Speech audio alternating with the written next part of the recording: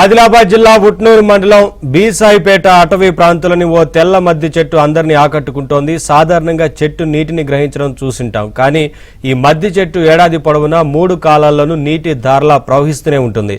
చుట్టుపక్కల నీటి వనరులు ఎండిపోయినా ఈ చెట్టు నుంచి వచ్చే నీటి ప్రవాహం మాత్రం ఆగకపోవడం విశేషమని స్థానిక ప్రజలు చెబుతున్నారు. అడవిలో ఉన్న వన్యప్రాణులకు ఇది కల్పవృక్షమైంది. ప్రకృతి ప్రసాదించిన ఈ అద్భుత జలనిధిని చూసి స్థానికులు, అటవీశాఖ అధికారులు ఆశ్చర్యపోతున్నారు.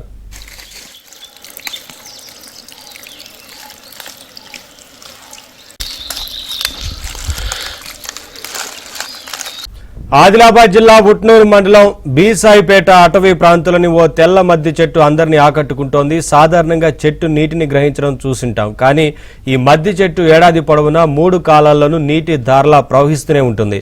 చుట్టుపక్కల నీటి వనరులు ఎండిపోయినా ఈ చెట్టు నుంచి వచ్చే నీటి ప్రవాహం మాత్రం ఆగకపోవడం విశేషమని స్థానిక ప్రజలు చెబుతున్నారు.